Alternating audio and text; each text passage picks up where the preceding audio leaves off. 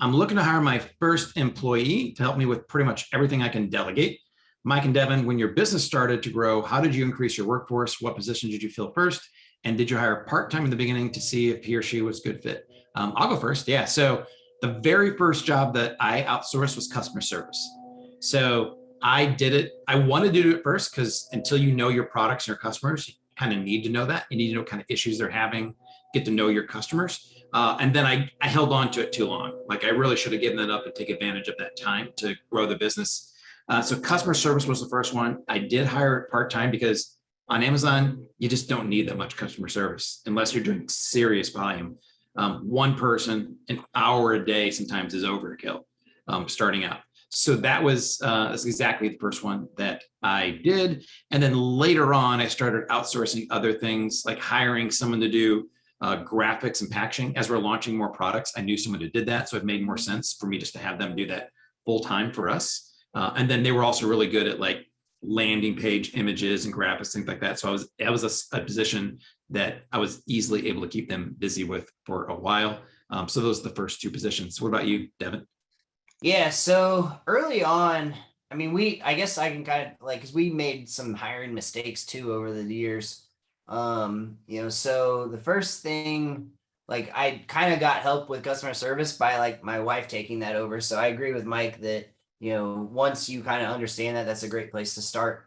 The next kind of like major hire that we did was basically like an executive assistant to help me with administrative tasks, things related to contacting Amazon, email, really just all those sorts of things. And then, at one point I had hired like early on, I was kind of like, oh, I can't afford to hire, highly skilled, like, what like marketing people or whatever it is. Right. So I was trying to hire like college grads to basically either be like, we started them off as interns and then, kind of like our marketing, entry level marketing person on our team kind of thing, right? Helping with like social media and stuff like that.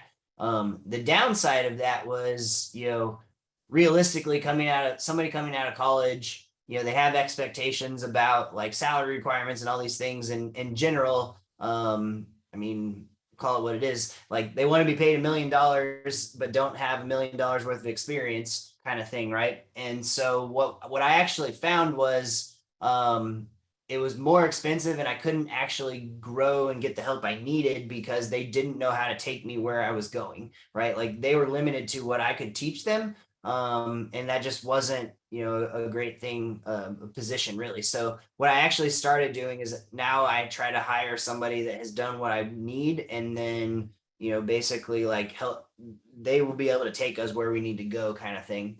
But yeah, outside of that, like I think an executive assistant is an important hire because it can, free up, basically allowing you to do higher value tasks like, creating new products or the marketing or whatever areas that you really shine in, and take off some of those kind of like administrative and reporting and things like that.